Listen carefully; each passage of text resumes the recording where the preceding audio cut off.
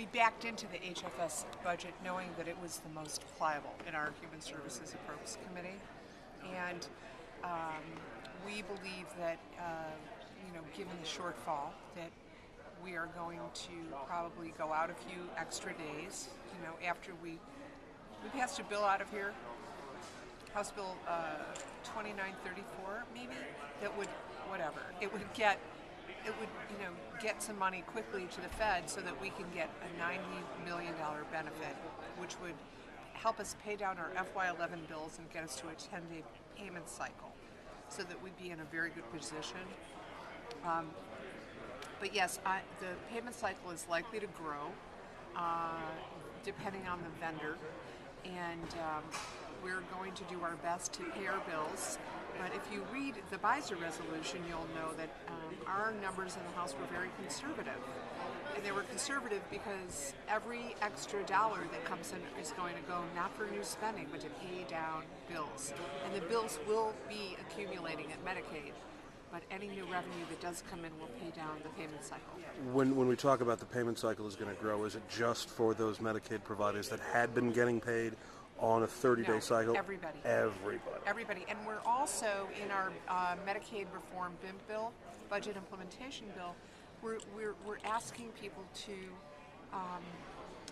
we're changing the Prompt Pay Act also. We're only going to 1% a month instead of 2% a month, going down a whole percentage point in interest, and extending it from 60 to 90 days as far as the interest payments go. So the providers made a decision. They wanted to take their cuts, and they didn't want rate cuts. They insisted on no rate cuts, and understandably so. So it's going to be a tough balancing act, but we're trying to work with the providers, and with a very limited budget. To characterize this is an attempt, things like lapse period spending, some of the prompt pay changes, to squeeze more money out of the budget because that 33 is a hard cap?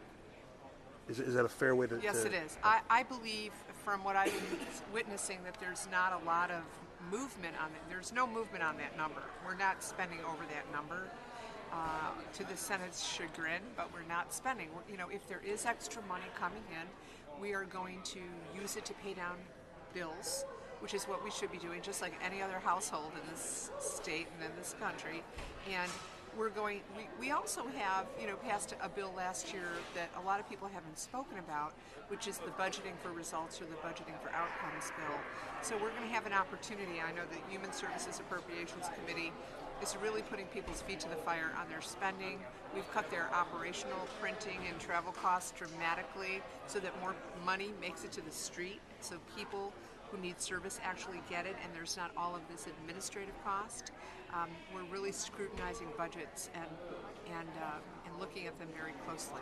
How do we characterize this for folks at home, and so that things like lapse period spending or just delaying out the payment cycle doesn't look like shenanigans or doesn't look like we're trying to play a game? Well, I don't think there's any malintent. Absolutely not. No, I think people have to understand that there's been a lot of dialogue with hospitals and nursing homes and physicians and dentists and all of our Medicaid providers and people who take care of people with developmental disabilities and mental illness.